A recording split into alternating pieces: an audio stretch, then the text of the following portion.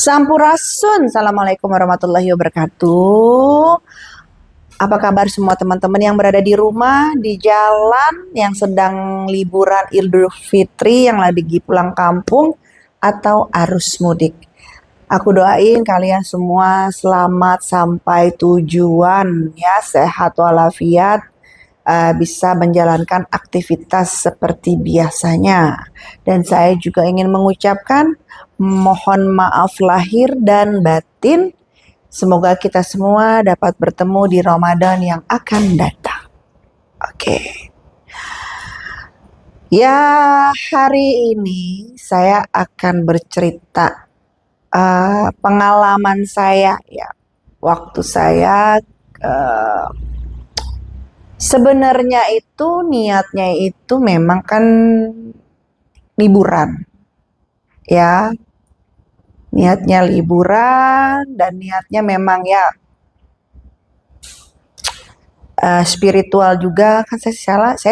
Saya kan memang selalu seperti itu. Jadi misalnya nih saya ke suatu kota, ada tujuan kerja atau ada tujuannya liburan, pasti akan saya usahakan ke tempat-tempat napak tilas atau petilasan-petilasan gitu ya, sekedar kita menjalin hubungan silaturahmi gitu.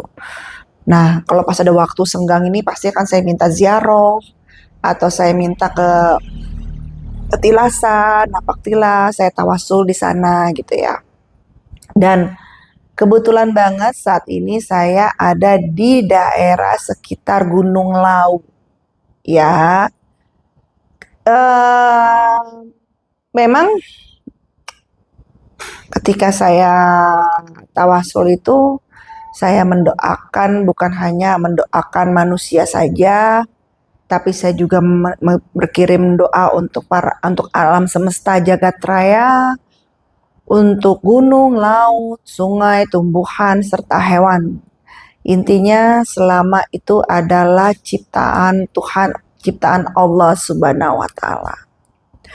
Nah, Gunung Lau ini termasuk yang masuk saya khususkan, saya doakan ya. Jadi kan memang ada Gunung Salak, Gunung Krakatau, Gunung Pancar, Gunung Merapi, terus Gunung Semeru, Gunung Slamet, Gunung Lau, itu memang saya khususkan, saya doakan gitu ya. Nah, mungkin teman-teman agak sedikit kaget mendengar cerita ini, kok teteh ngedoain. Sedangkan itu kan hanya sebuah apa ya, ada yang berpikir itu kan tidak bernyawa gitu ya. Tapi itu kan versi kalian. Versi saya, selama itu adalah ciptaan Allah Subhanahu wa taala, tentunya bermanfaat di dunia ini dan memiliki tugas. Oke, saya menghormati semuanya itu. Jadi saya memang kayak gitu. Hewan pun ya saya doakan gitu kan, tumbuhan gitu. Nah, itu juga belajar cara kita menekan segala ego dan keangkuhan kita, kesombongan kita. Jadi kita tekan dengan cara seperti itu gitu. Nah, kan memang di saat saya menginjak tanah di daerah Gunung Lau, saya pastinya tawasul terlebih dahulu gitu loh. Tawasul, kirim Al-Fatihah buat para leluhur yang ada di sana gitu ya. Buat para gaib yang ada di sana gitu ya. Intinya sejarah napak tilas yang pernah ada di sana gitu. Itu saya sampai sana itu kan memang malam ya. Saya malam, terus saya melakukan sholat terlebih dahulu tuh. Ya biasalah sholat 5 waktu ya. Nah, malamnya itu saya udah kirim Al-Fatihah buat beliau, buat Eyang Brawijaya dan Eyang Raden Patah. yang Prabu Brawijaya dan yang Raden Patah itu saya coba untuk kirim Al-Fatihah gitu ya. Bukan coba sih sebenarnya, ya saya bilang tadi masuk dalam tawasul saya gitu ya. Tapi malam itu saya karena di lingkungan itu gitu karena jadi saya makin intens untuk mendekatkan secara batiniah gitu. Karena saya besoknya itu mau mau berkunjung ke Gunung Lau. Gitu. Nah, ketika saya sedang sholat, sholat Isya, terakhir tutup, saya tawasul, saya izin gitu ya, ingin silaturahmi gitu ya, dan Bismillah, pulang mendapatkan kenangan.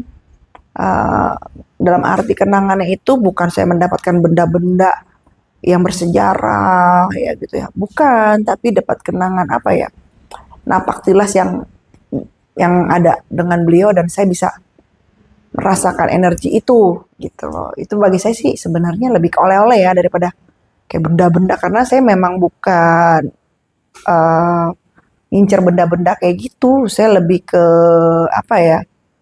Merasakan energinya beliau gitu. Pernah sekalipun saya ditawarkan, saya menolak gitu karena saya sadar saya bukan tipe orang yang bisa jaga gitu loh. Takutnya saya lupa ya kan, saya nggak telaten gitu kan. Nah, saya juga nggak mau membebani orang-orang yang ada di rumah saya, termasuk anak saya. Saya tidak mau itu gitu loh. Intinya membebani anak saya dengan hal-hal yang di luar apa di luar tanggung jawabnya dia gitu. Saya nggak mau gitu. Karena nanti berat gitu kan, hukumnya berat. Nah, makanya saya selalu menolak gitu. Nah, lebih baik saya, jadi sebenarnya antara benda dan energi, ya, benda-benda sejarah. Sejujurnya sih, sebenarnya tidak perlu ada bendanya, tetapi energinya bisa ikut sama kita. Itu sebenarnya bisa, gitu loh. Jadi nggak mesti harus benda tok begitu, nggak mesti seperti itu, gitu loh. Sebenarnya kalau sesuatu itu menyukaimu gitu kan, energinya tuh bisa ikut gitu loh. Nah, tinggal diri kita ini kita mau terima nggak nih, misalnya energinya itu kontra sama kita gitu ya, energinya tidak selaras dengan energi kita gitu. Bukan berarti tidak baik ya, bukan berarti tidak bagus. Maaf maaf, bukan berarti tidak baik, bukan berarti tidak bagus gitu ya. Tetapi tidak selaras dengan energi kita. Kan di dalam tubuh kita nih ada energi dan ada elemen negatif, elemen positif, ada listrik di dalam tubuh kita gitu kan ya. Nah, ini selaras atau tidak gitu loh. Permasalahannya itu karena bila mana tidak selaras itu akan menimbulkan kerugian dalam diri. Tidak usah benda-benda yang bersejarah, harta-harta yang bersejarah. Suatu rumah saja. Misalnya nih ya, kenapa kok kamu pernah dengar feng shui rumah atau bagaimana? Suatu rumah suatu itu kalau tidak bersinergi sama kita itu akan bukan maksudnya masalah rumahnya tidak, tapi masalah energinya. Bersinergi nggak dengan si tubuh nih? Karena bila mana tidak bersinergi itu akan menimbulkan kerugian buat kita. Kerugian itu kan banyak ya, bisa materi, kesehatan, keberuntungan, banyak gitu loh. Makanya berhati-hati untuk teman-teman gitu loh. Itulah kenapa. Ya terserah ya mau percaya atau tidak. Di sini saya tidak memaksakan untuk percaya dan di sini juga saya tidak menekankan untuk tidak percaya. Jadi semua itu kembali kepada teman-teman semua gitu kan. Teman-teman kan bisa berkoreksi diri nih. Apa yang udah dirasakan beberapa tahun ini, beberapa bulan ini, selama hidup ini gitu loh. Teman-teman bisa berkaca diri gitu loh. Jadi semua kembali kepada teman-teman semua yang ada dimanapun kalian berada. Nah, ceritanya pagi itu sarapan dulu saya ya, sarapan di hotel gitu kan. Selesai sarapan saya hubungin supir gitu, lalu berangkatlah gitu kan, berangkat. Dan memang udara di sana itu kan memang sangat sejuk ya, sejuk sekali itu. Andai pun ada misalnya ada matahari nih teman-teman, itu tuh sejuk rasanya, nggak yang nyengat gitu matahari. Berangkatlah kita, saya berangkat gitu kan. Saya ajak anak saya juga saya ajak gitu kan. Memang kalau ke tempat-tempat sejarah-sejarah, terutama sejarah baru, saya akan kenalkan kepada anak saya biar bersinergi, biar saya selalu memperkenalkan anak saya kepada alam semesta. Memang kan dia berjalan dimanapun kan memang ya dia jalan di alam semesta, tapi ini khususan gitulah. Saya kenalkan kepada alam semesta, saya kenalkan kepada gunung gitu loh, laut atau manapun whatever itu saya kenalkan gitu loh. Saya perkenalkan ini anak saya dengan nama ini gitu. Nah, jalanlah saya gitu kan. Enak banget udaranya. Sampailah suatu ke tempat ya. Karena tidak jauh dari sana itu ada tempat seperti tempat apa ya? Tempat usaha penduduk lokal lah, merasapi gitu ya, seperti itu gitu loh. Nah, sekalian saya mau ajak juga anak saya ke sana. Ketika kita sampai dekat lokasi, ya kan mau anak saya mau minum susu dulu gitu loh ya. Ternyata itu sampai di sana itu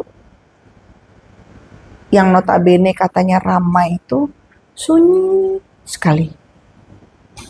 Nah, di saat serasa sunyi itu gitu kan, ini feeling ini udah jalan. Saya bilang ke anak saya, ini nuansanya beda, rasanya beda, halimun pun tebal sekali, saya bilang gitu kan. Sepertinya kita tidak bisa berlama-lama di sini. Karena saya ngerasa bukan tempat prasusu lagi. Saya bilang gitu ke anak saya, kamu jangan jauh-jauh ya, maksudnya jangan jauh-jauh dari saya gitu kan. Ya udah, akhirnya dia gandeng tangan saya aja gitu. Nah terus ketika saya jalan gitu kan, tetapi ada rasa yang menahan untuk saya tidak apa masuk ke dalam mobil. Nah terus saya berjalan kaki tuh, jalan cukup jauh untuk meninggalkan mobil. Mobil saya parkir, saya jalan aja. Saya ajak anak saya gandeng tangan dia.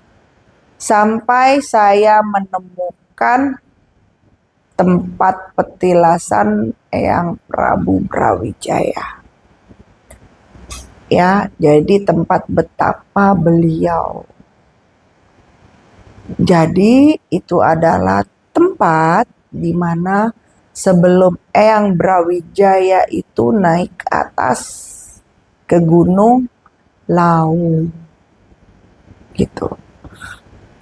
Nah, jadi ketika saya berjalan itu, saya tidak maksud untuk, karena saya tidak tahu kalau di situ ada tempat petilasan Eyang Prabu Brawijaya.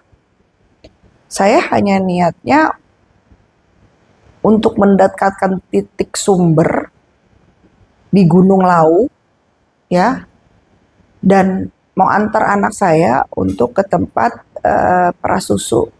Jadi kayak seperti peternakan asli gitu. Tapi malah kok tidak ada orang satupun gitu. Yang ada hanya halimun tebal turun mengelilingi kami gitu. Nah akhirnya udah nih kita akan jalan-jalan terus. Udah, saya suka suasana itu karena memang saya suka udara dingin ya, terutama dinginnya dingin pegunungan gitu ya, dan sejuk bersih itu saya favorit banget, saya suka gitu. Nah jalan kan nih jauh banget saya jalan ya sambil menikmati pemandangan gitu ya. Masuklah saya ke suatu gerbang, terus masuklah ke suatu gerbang pendakian ya Gunung Lawu. Masuklah saya ke sana. Terus saya berjalan gitu. Saya antara gimana ya? Antara perasaan saya secara sisi manusia kan saya bawa anak ya. Ini gimana nih dengan saya bawa anak, tapi ada rasa tak ketarik yang kuat sekali lahir batin saya. Fisik saya kayak ada yang narik untuk saya ke sana. Kok ini kuat banget ya, saya bilang. Tarikan ini gitu. Saya akhirnya tetap bergandengan tangan dengan anak saya gitu kan. Jalan saya bilang jangan lupa salawat, saya bilang. Nah, sebelum saya masuk gerbang pendakian Gunung Lawu, saya tawasul dulu di situ. Tawasul lagi, kan malamnya udah gitu kan ya. Saya masuk lagi. Jadi ketika saya jalan itu, kan jauh tuh jalan tuh. Akhirnya saya menemukan gerbang pintu masuk ke Gunung Lawu. Padahal saya nggak tahu kalau di situ tuh ada gitu loh. Saya nggak paham ya. Cuman apakah ini sebuah benar-benar gerbang atau tidak? Tetapi yang saya rasakan adalah tarikan ini begitu kuat mengarahkan saya ke sana. Gitu. Padahal ini jauh dari titik tempat saya parkir kendaraan. Gitu. Nah, itu pun yang lihat anak saya. Ya. Karena kan saya masih celangak celinguk ya, saya harus di kondisi yang benar-benar sadar gitu kan. Masih lagi ke sana-sana, anak saya nyenggol saya. Dia bilang, "Mom, itu gerbang naik ke Gunung Lawu." Dia bilang gitu. Hah? Kaget kan saya. Oh iya, dalam hati saya gitu kan ya. Oh iya, kita ke dalam yuk. Dibilang anak saya gitu, anak saya malah kayak begitu. Dia malah nggak ada rasa takut. Ya intinya dia percaya aja sama mominya ya kan. Terus akhirnya, kakak berani, saya bilang gitu. Berani gitu. Oke, kalau kamu berani, kamu siap mentalmu, batinmu, oke, yuk, ayo, dia bilang gitu. Terus udah gandeng tangan lah kita, masuklah kita ke gerbang itu dan itu tidak ada manusia selain saya dan keluarga saya, tidak ada satupun manusia, hanya saya dan keluarga saya. Ya benar-benar sunyi sekali. Ditambah dengan halimun yang tebal, ya, yang udah turun tuh ke bawah. Jadi itu kayak kita tuh kayak ngeliat asap-asap kabut-kabut kecil gitu. Dinginnya pun, Dan saya memang niatnya kan bukan naik gunung. Saya bilang, saya itu bukan tipe orang pendaki gunung yang naik sampai puncak. Karena saya bukan passionnya di situ. Tetapi saya lebih ke gunung, terus saya merasakan energi yang ada di dalam sana dan bersilaturahmi dengan leluhur yang ada di sana. Kalau saya kan tipenya begitu, gitu ya. Jadi nggak perlu ke puncak kalau saya, karena saya bukan tujuannya itu, gitu kan. Jadi beda tujuan nih kita nih, gitu kan. Nah, dan saya tidak ada prepare seperti anak naik gunung, memang iya, gitu. Nah, saya jalan aja. Cuman memang saya tuh nggak terlalu suka gini loh, di udara dingin kayak gitu saya tidak terlalu dingin-dingin alam kayak gitu ya, kayak gunung gitu ya, saya tuh tidak terlalu suka pakai jaket. Nah itulah anehnya saya gitu kan, saya lebih seneng ya pakai baju apa adanya aja karena saya ingin udara itu menyentuh diri saya gitu loh, saya begitu orangnya. Nah, saya nggak pakai jaket, saya pakai biasa aja baju kayak baju ya layaknya seorang wanita muslimah gitu ya, lengan panjang seperti ini, terus jalanlah saya jalan gitu kan. Nah, terus udah nih, kok ada kayak candi gitu loh, teman. Ada candi gitu di sebelah kiri selama saya jalan gitu. Nah, pusat saya kan lihat ke depan terus gitu kan. Nah, itu pun yang lihat anak saya lagi, dia bilang gitu. Dia nyenggol lagi. Sebelah kiri tuh ada candi tuh, Mom. Gitu. Terus saya bilang, oh, iya ya. Kok warnanya emas? Ya kan? Cakep gitu loh. Tapi nggak ada orang, kembali lagi tidak ada orang. Saya cuman ngeliat bangunan aja tapi tidak ada orang. Nah, saya jalan lagi kan, jalan. Saya nggak tahu tuh jaraknya berapa dengan parkiran kendaraan Yang pasti saya merasa hari itu saya jalan jauh, jalan kaki ya. Nah terus udah pas saya jalan, nah ibu saya ini entah di mana teman-teman. Jadi kita terpisah. Saya nggak tahu dia ada di mana, saya nggak tahu. Cuman waktu di barengan berangkat, beliau ikut. Tapi pas saya lagi ke suatu titik, beliau kembali sendirian. Nah, terpisahlah dengan beliau kan. Tapi saya meyakini beliau aman-aman. Gitu. Beliau tahu arah pulang, saya meyakini itu. Nah, udah saya bilang tuh, saya coba tapi tetap nanya sih karena bunda mana gitu kan. Karena kan saya manggil anak saya manggil neneknya tuh kan bunda gitu ya. Eh, bunda mana gitu saya bilang gitu. Nggak tahu. Oh ya udah Bismillah aman dia saya bilang gitu. Udah jalan lagi saya jalan terus makin tuh saya jalan ke dalam makin ke dalam. Makin ke dalam makin ke atas ya kan. Tiba-tiba ada batu ceper teman-teman besar. Yang itu yang lihat saya. Nah, saya lihat dari sudut itu kan, kok ada batu. Dan menurut saya batu ini unik. Ceper gitu kayak batu tempat duduk. Cuman batu alami. Akhirnya saya bilang, ke situ yuk, saya bilang gitu. Ayo, kata anak saya. Ini anak nih gak ada takut-takutnya gitu loh. Dia udah nyaman aja kalau pergi sama mominya tuh. Dia trust aja, percaya aja. Itu anak saya. Dia mau digandeng kemana aja, dia percaya aja gitu kan. Itu trustnya dia gitu loh. Kalau di tempat-tempat alam. Tapi kalau saatnya berdebat ya berdebat ya kan namanya anak-anak gitu kan ya. Tapi kalau di alam semesta dia udah trust lah sama saya gitu kan. Saya bilang ke sana yuk, saya bilang. Ayo, dia bilang gitu. Jalanlah dia. Dan nggak ada orang. Saya bilang, saya naik, tuk tuk tuk, saya naik kan. Jadi posisinya itu udah naik, terus dia naik lagi ke tangga gitu kan. Saya naik. Lah, saya bilang, ini batu kok kelihatan tua banget. Dan bukan batu-batu yang ada zaman sekarang gitu loh. Kayak zaman-zaman, ya udah tua banget deh intinya gitu itu kan. Dan besar gitu loh. Kokoh. Kelihatan kan kalau batu-batu kayak misalnya contoh batu-batu di laut itu kan kokohnya kelihatan ya gitu ya. Batu-batu di gunung gitu ya. Dan ini juga gitu loh. Purbanya tuh kelihatan banget aura purbanya gitu loh. Terus saya ngucapin assalamualaikum di situ dulu gitu loh. Saya ngucapin assalamualaikum, saya bilang ke anak saya bilang saya mau meditasi gitu.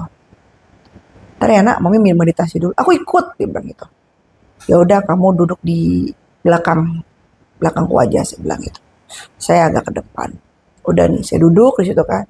Meditasilah kami berdua. Tawasullah kami berdua. Saya mimpin, ya kan. Anak mengikuti gitu kan. Udah, anak saya kan memang, ya itu saya bilang. Dia sedari bayi malah, atau sedari dalam perut malah. Itu saya sudah perkenalkan gitu loh dalam arti kata kepada hubungan antara manusia dengan alam semesta dan para leluhurnya gitu loh. Saya kenalkan itu gitu loh. Penghormatan itu. Akhirnya tawasullah kami berdoa. Kirim al-fatihah buat Nabi Muhammad Sallallahu Alaihi Wasallam terlebih dahulu pastinya number one, ya kan. Setelah itu barulah siapa aja yang ada gitu kan. Udah menjadi kegiatan sehari-hari saya. Nah sampai kepada Eyang Brawijaya dan Eyang Raden Patah. Saya kirim doa Al-Fatihah gitu kan. Udah saya kirim. Saya meditasi. Ada zikiran yang saya baca. Dan ada salah satu surat di dalam Al-Quran. Yang memang menjadi zikiran saya gitu ya. Itu saya baca di sana. Jadi memang itu memang dalam surat di Al-Quran itu ada bait yang saya ambil. Itu menjadi zikiran buat saya gitu setiap harinya gitu ya. saya istiqomahin gitu kan ya. Nah itu saya baca tuh teman-teman. Udah saya zikirin itu. Saya nggak bawa tasbih teman-teman, nggak bawa. Tapi saya pakai pakai garis jari tangan. Gitu kan. Ada semua kan. Mungkin teman-teman yang pernah menjalankan ini paham ya gitu kan. Jadi di sini garis-garis kita ini kan jelas hitungannya ada berapa. Di jari kita itu baiknya Allah Subhanahu wa taala. Jadi kalau kita nggak bawa apa? Kita tidak bawa tasbih, kita bisa menggunakan jari-jari kita ini. Gitu loh. Dan itu pun saya ajarkan kepada anak saya gitu. Jadi tanganmu benar-benar ya. Nih, tanganmu bukan kita menggunakan tasbih tapi tanganmu ini benar-benar nih kelak dia akan menjadi saksi bahwa dia kita gunakan untuk hitungan itu gitu loh. Nah, akhirnya saya zikir pakai itu gitu kan ya pada ke tangan saya gitu. Dalam pas saat saya zikir beberapa gitu ya. Nah, pas yang Al-Qur'an kan udah Al-Qur'an tuh yang terakhir zikiran Al-Qur'an. Surat yang di Al-Qur'an itu. Ketika penutup surat yang ada di Al-Qur'an itu ya saya zikir, saya silaturahmi gitu. Baru tuh makin kuat perasaan saya bahwa saya ini ada di antara dimensi. Plek, gitu kan. Akhirnya saya ucap salam kepada beliau. Ucap salam gitu kan ya. Ya seperti biasa lah ucap salam. Lalu saya bilang izin saya silaturahmi ke sini gitu kan. Dan sepertinya ini menurut pandangan saya, beliau tahu kalau saya sering kirim tawasul buat beliau dan ke Gunung Lawu. Jadi bahasanya itu adalah ditunggu bahwa saya ditunggu di sana, di sini intinya kehadiranmu memang sudah ditunggu. Intinya gitulah kalau bahasa pada umumnya dan kayak pertanyaan tuh kayak kamu kemana aja gitu. Saya kan nggak nyangka ya reaksi yang dirasa seperti itu gitu loh. Nah terus ketika saya itu anak saya maju nih. Tadi kan duduknya begini nih. Ini saya, ini dia. Jadi kayak imam, dia makmum. Ketika udah selesai bacaan itu, dia maju ke samping. Gitu. Jadi kayak berjejer sama saya. Sambil dia gandeng tangan saya. Kayak gandeng gini di sini, lengan saya digandeng. Lalu saya dialog kembali. Saya mohon maaf baru bisa silaturahmi saat ini. Tetapi kan saya udah menunjukkan bahwa selama ini kan saya selalu ingat. Saya kirim tawasul seperti itu. Saya sering meditasi gitu ya. Nah, baru tuh makin yakin bahwa ini saya ada di antara dimensi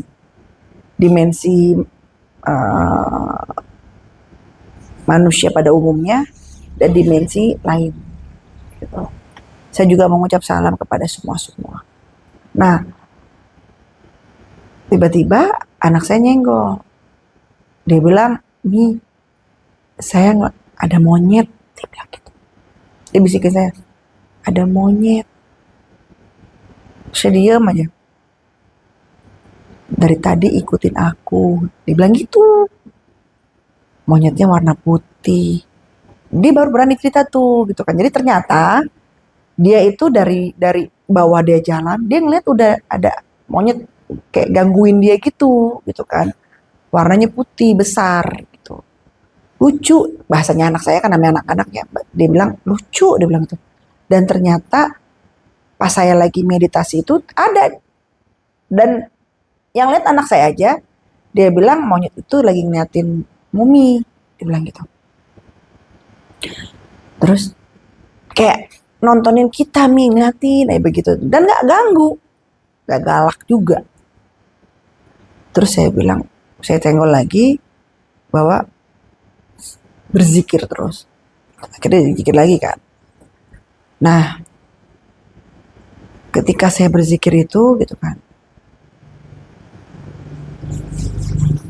ada wangi yang menghampiri bahasa. Wanginya tuh jelas. Saya cium, aduh enak banget nih wangi. Saya bilang gitu kan, wangi seorang raja khas gitu ya. Saya masih meminjamkan mata.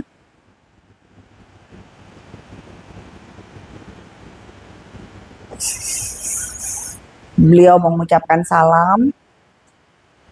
Saya juga mengucapkan salam. Akhirnya tangan anak saya cari, saya genggam begini. Antara saya sama anak saya genggam. Dan saya pegang ini. Terus saya perkenalkan, ini anak saya. Sama niatnya tidak niat apa-apa. Tidak niat untuk hal apapun, tidak. Kita ingin bersilaturahmi dan ingin merasakan energi itu. Sampai akhirnya beliau seperti apa ya, gimana ya, mengiyakan gitu loh. Mengiyakan, menjawab iya gitu kan, diterima, malah ditunggu gitu. Kayak tadi saya bilang, sudah diterima, ditunggu kemana aja gitu. Saya bilang ya memang ya perjalanan kehidupan membuat saya akhirnya baru hari ini saya bilang itu kesini gitu. Tetapi kan dalam doa saya selalu mendoakan, saya bilang gitu. Nah udah, saya ngobrol lah, saya merem gitu kan. Terus saya mata ini kayak di bumi, kayak ayo lihat, buka matamu gitu kan. Karena kan menjaga sopan santun saya nunduk ya. Saya nunduk begini. Akhirnya buka matamu. Saya pelan-pelan. Kalau anak saya mah udah melek duluan dia. Agak-agak emang. Terus dia duluan buka mata. Dia kayak antara takjub, shock, happy. Karena dia itu bercerita sampai jalan pulang, sampai di hotel, sampai di pesawat, sampai di mana aja ketakjuban dia ngeliat gitu. Sibuk dia seperti ngeliat apa ya, fans dia waktu kecil, dia kan waktu kecil kan fansnya sama Justin Bieber tuh ya. Waktu usia 5 tahun tuh dia udah ngefans sama Justin Bieber kan. Seperti itulah excitingnya dia gitu loh. Terus udah gitu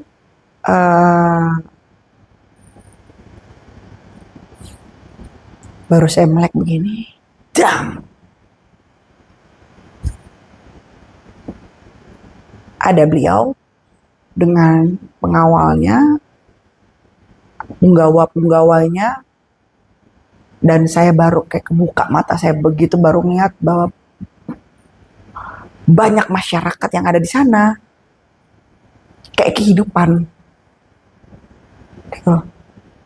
Kayak era zaman kerajaan. Baru tuh saya ngeliat. Pakaiannya pun pakaian kerajaan. Penggawa-penggawanya juga masih pakai pakaian kerajaan, masih pakai tombak, masih benar-benar beliau dikelilingin itu semua. Dan very very handsome. Tampan sekali, berwibawa. Tampan, berwibawa, apa ya, karismatik,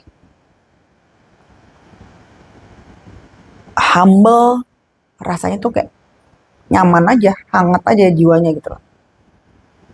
Dengan para penggawanya itu, saya pikir kan mau diapain gitu ya, karena datang semua beserta saya dilihatkan pengikut masyarakatnya gitu,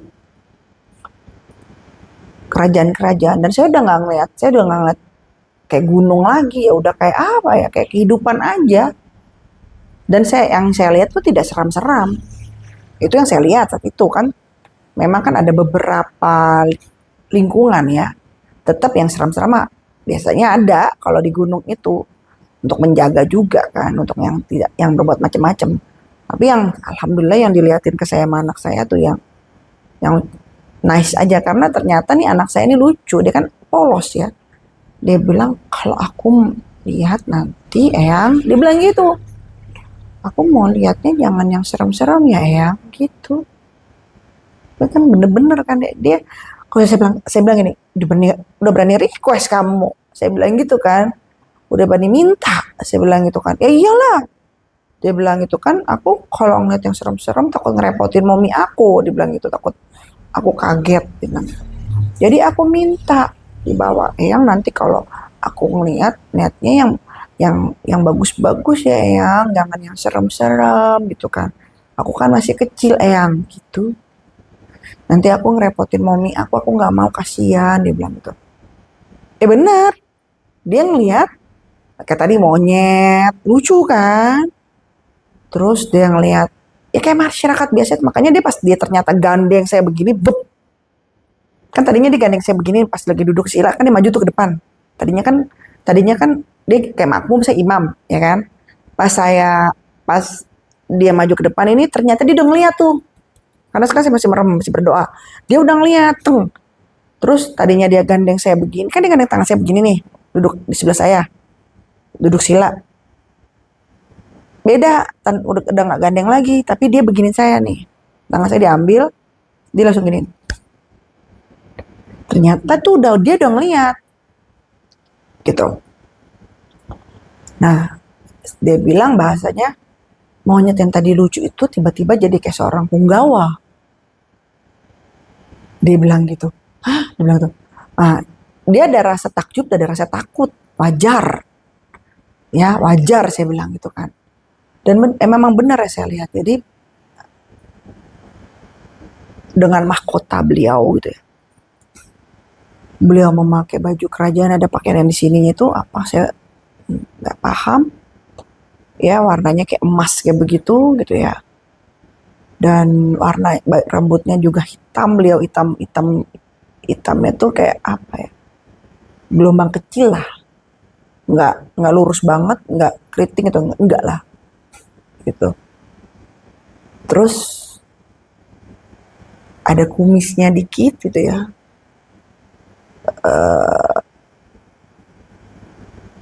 Dengan tulang wajah yang kokoh, yang benar-benar jelas sekali gitu loh. Kuat tulang pipi ininya gitu. Ya, terus dengan dagunya kayak saya begini nih, gini terus tapi dia ya kasih juga ya gimana ya, kayak ada belahan gitu.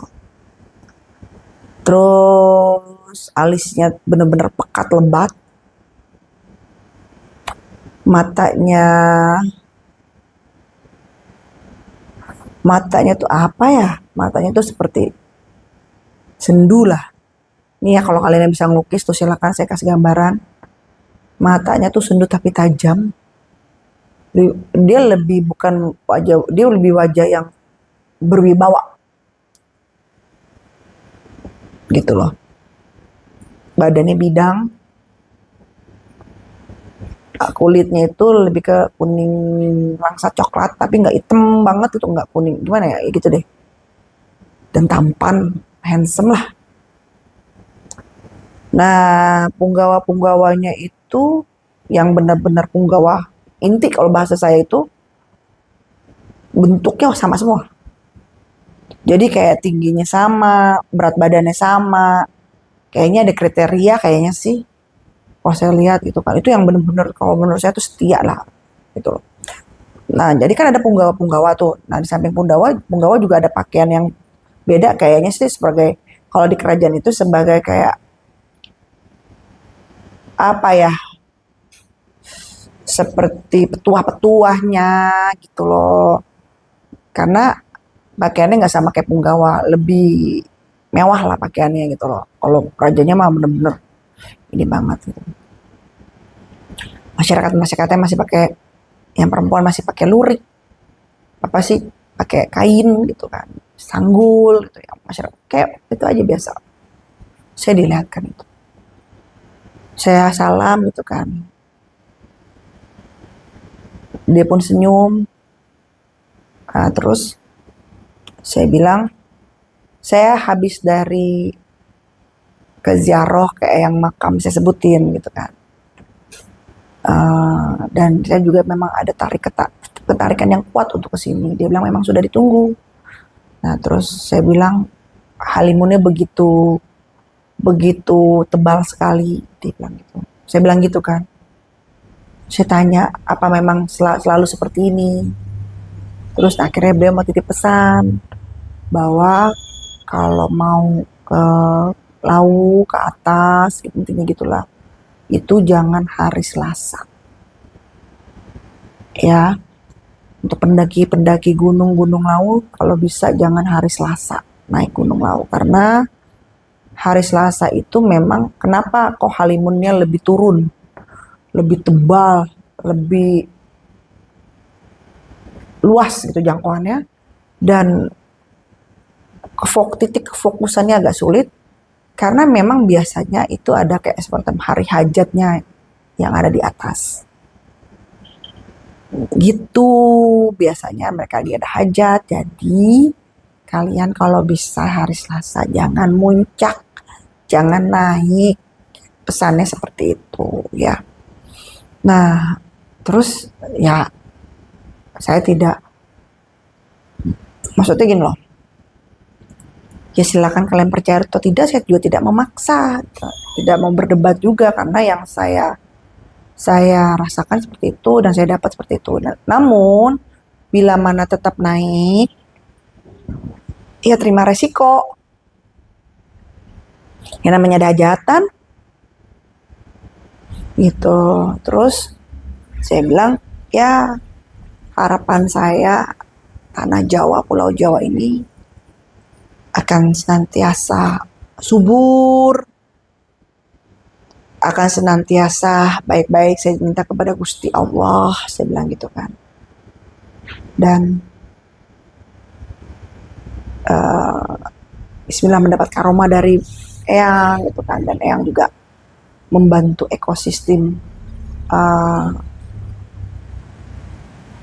tanah yang ada gitu loh, untuk kesuburan-kesuburan, untuk peternakan-peternakan, untuk tetap terjaga udaranya yang baik gitu.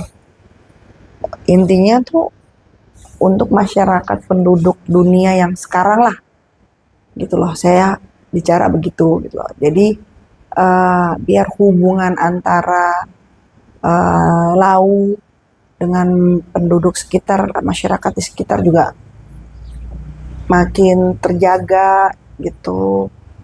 Ya walaupun saya bukan masyarakat di Lau kan, tetapi ya dengan saya udah ada di situ kan berarti memang gimana ya, udah ikut serta gitu loh jadi masyarakat di sana gitu. Nah terus ya pas saya bilang kalau seandainya tetap yang ada yang berangkat hari Selasa itu gimana, saya bilang gitu. Ya terima risikonya gitu kan, konsekuensinya gitu, karena biasanya itu sudah di luar itunya Eyang gitu loh, karena ya tadi itu bilang kan lagi sedang ada hajat dan sedang ada kehadirannya gitu. Kehadirannya kan kita tidak tahu, bisa kehadiran para wali Allah, bisa kehadiran Ibunda Kanjeng Ratu Selatan, tapi kan saya nggak berani nanya. Kalau gimana ya, saya kan juga tahu adab dan tahu batas gitu ya. Karena kembali itu kan privacy gitu. Banyak kehadiran, dia bilang gitu kan, bisa juga para wali Allah gitu ya. Terus saya bilang enggak ya, saya bilang gitu. Terima kasih atas pemberitahuannya, saya bilang itu. Saya coba sampaikan dengan cara saya, dengan versi saya, dan mohon maaf bila seandainya tidak didengar ataupun didengar, saya kembalikan semua kepada uh, masyarakat yang ada. Saya bilang gitu. Yang penting kan saya sudah menyampaikan gitu ya. Nah terus jadi Eyang tuh bercerita memang tempat yang saya dudukin itu adalah tempat petilasannya Eyang sebelum Eyang menuju saat itu ke Gunung Lawu. Eyang itu kan moksa, tidak meninggal, ya. Jadi sebelum Eyang memutuskan ke Gunung Lawu, Eyang itu bertapa menepi diri di batu yang saya dudukin nama anak saya. Gitu, kaget saya di situ. Jadi Eyang posisinya menghadap ke laut. Ya, sama posisinya seperti saya. Duduk itu. Kayak bahasanya tuh minta petunjuk dan minta ya gimana lah, intinya saya nggak berani tanya secara detail. Intinya Eyang bercerita bahwa eh, yang kamu duduki itu adalah tempatku, gitu. Saya minta maaf dong, aku minta maaf kan gitu kan. Terus dia bilang tidak, intinya tuh tidak apa-apa, dia bilang gitu. Diterima karena memang kan aku nggak ada niat apa-apa, tidak niat merusak, tidak niat niat mau ngambil harta-harta yang ada di sana gitu kan. Terus tidak niat mengotori atau menghancurkan atau berbuat yang hal-hal tidak diinginkan, kan tidak ada seperti itu aku, gitu. Malah justru aku duduk di situ, aku tawasul dan berdoa, gitu. Yang cerita itu tempat beliau sebelum naik ke atas. Sekarang beliau itu ada di puncak Gunung Lawu. Tadinya aku mau ditarik ke sana, gitu. Maksudnya mau berkunjung, tapi aku bilang mohon maaf, secara fisik khawatir tidak kuat begitu karena aku juga bawa anak, ya kan. Tapi Eyang memahami itu, intinya tidak masalah, hanya sampai di sini gitu. Nah terus dia bilang pesan beliau bahwa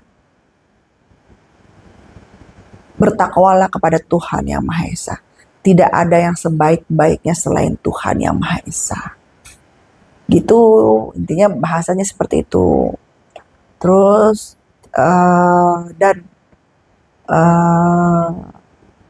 menjaga hubungan baik kepada alam semesta. Karena alam semesta itu adalah, bahasa Eyang itu adalah seperti ibumu. Intinya ya, bisa bayangkan versi seorang ibu kayak mana, dari ngelahirin, terus dari nyusuin, mandiin, ngerawat kan begitu gitu kan. Intinya seperti itu bahasanya ya. Alam semesta itu ibarat ibumu. Gitu loh. Akhirnya oh ya gitu kan. Jadi jagalah hubungan itu. Terus segala yang telah diambil tolong ditanam kembali. Intinya tuh jangan ada penebangan liar lah. Memang alam ini bisa manfaat buat manusia, tapi yang namanya bermanfaat itu bukan untuk dimanfaatin, beda. Tetapi pergunakanlah secara layak, bukan dengan kerakusanmu. Gitu, pesannya seperti itu.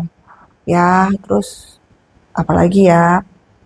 eh Sering adakan bukan sering ya, maksudnya adakanlah yang namanya sedekah bumi di sana gitu ya.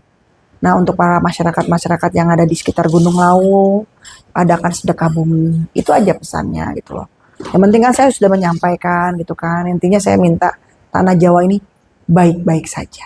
Gitu.